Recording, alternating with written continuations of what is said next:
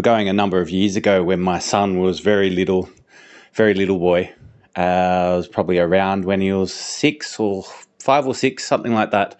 Now, a group of us, other families and friends and other kids, we went on a trip out to Mudgee. Now, Mudgee's out far west of Sydney, real far, deep west New South Wales. Now, if you're not in Australia, to give you some perspective, it's about a 4-hour drive from where we were living, and we went out there for a long weekend. We had a public holiday on the Friday and the Monday, I believe. Now, on that particular weekend, now we weren't particularly in Mudgee, we were actually in a little town about 20 kilometres south of Mudgee. Now, Mudgee's a wine region, very country town, there's sheep and stuff like that. So a little town by the name of Windeyer had their Lambs Fest event that weekend. Now, when you're thinking lambs, you think this is really cute. I was looking forward to it. We're going to go there and see lots of little lambs, but it turns out being a sheep town, what they meant by lamb was the food. So it was a food festival for lambs. Now, there was some cute little lambs there, but not many. There was all sorts of livestock events and stuff, but there was things like jumping castles and helicopter rides and things like that going on. It was a big boon for the town where all the locals got together and had some fun.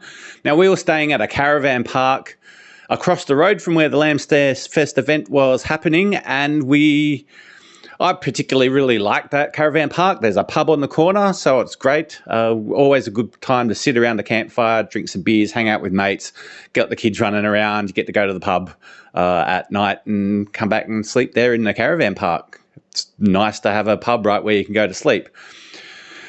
So one of the big highlights of the Lamb Fest weekend was that they had some mouse races. So imagine the mouse races. They had this big contraption that was like a big, long set of shelves. And if you looked at it, it was big and tall, and it had slats across it like this. And on each of the lengthways side of that shelf, there was a big piece of perspex, like see-through, like glass, but plastic. All right, so in the end, there's compartments down one end, and in each of those compartments, a little mouse. So basically, it's a set of vertical running tracks where each mouse is able to run from one side to the other. And so here we are. This is pretty exciting. And it's like, okay, the mouse races. So they're getting ready, and the bloke's hitting the stick to sort of upset the mice a bit to get them ready to go for a run. And then he pulls a lever and it opens all the doors. And as soon as it happens, there's a crowd of people standing around. There's people bet on it. It's very exciting. There's people betting on which mouse is going to come first.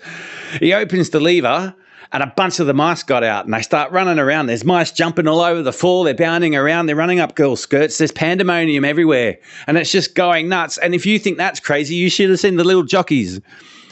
All right. Now, if you found that amusing, good for you. That's a joke I made for myself once in a stand-up comedy skit. Now, the reason I'm telling that joke was that today's exercise was to tell a funny story, to tell a joke.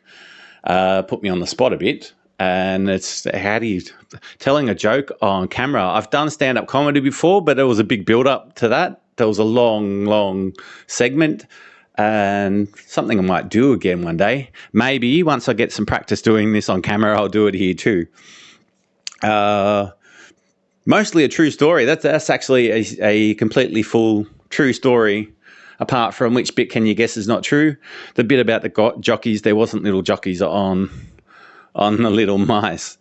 Mind you, I was at the bar the other day though, and this man walked into the bar and he came in with a giraffe.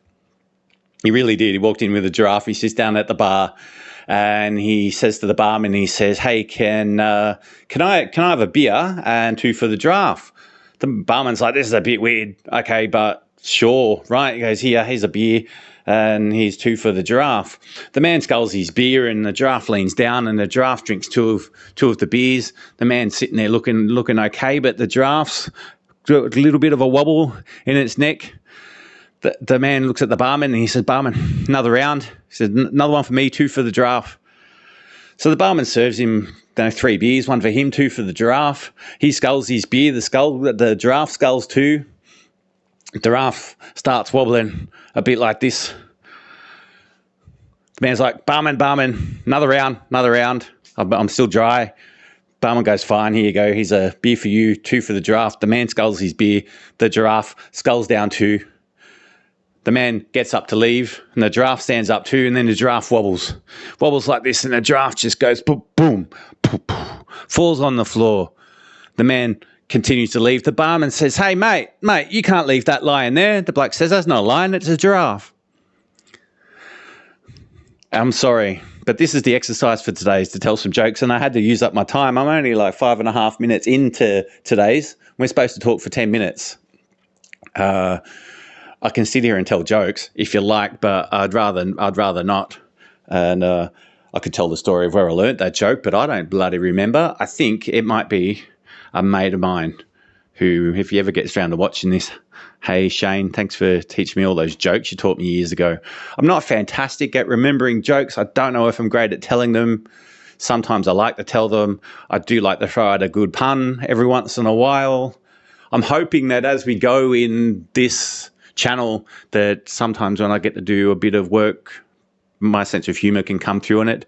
It's been an interesting journey, to say the least, as I go through creating a YouTube channel. A couple of the first videos I made, one of them, I thought it was a little bit funny. I had someone comment on my channels and go, hey, you're funny, you should have a lot more subscribers. And it was like my second or third video. And it was a bit of beginner's luck, I believe. I think I've had trouble getting back to it.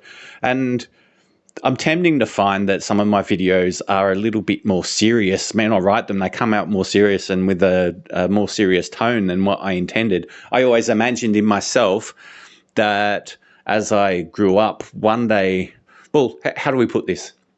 I always imagined that my sense of humour was a really predominant part of my personality.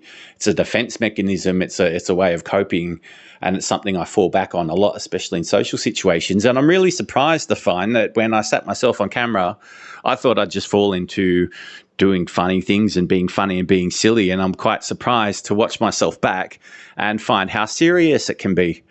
It's almost disappointingly. I'd rather present a much more jovial presentation. It's part of my identity. That's who I think I am, and it's surprising to see that I'm so much more serious.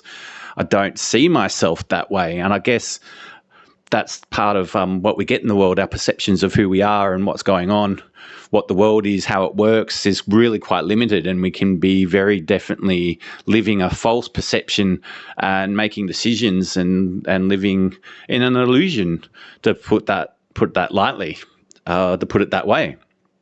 So there's a little bit to learn about me from the, thinking that me myself, that I felt like I was generally a humorous, funny, didn't take things too seriously kind of person. And when I got in videos, I'm starting to create some rather serious content, even when I do these deliveries. But then, today's supposed to be funny. I tried. Those jokes were absolutely terrible. I really sincerely apologize from the deepness of my heart for putting you through that.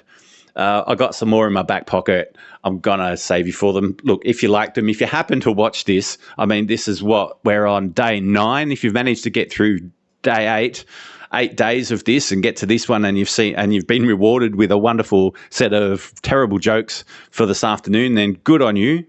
You may not have watched the whole series. You might have come here straight away. So that's one for you. I'm not particularly marketing these videos. I'm just throwing them up onto the channel. No thumbnails, anything like that. Look, we're at 9:15 minutes. The exercise is to speak for 5 to 10 minutes. We've definitely done our 5. Thanks for being with me, and I shall see you tomorrow. Ciao.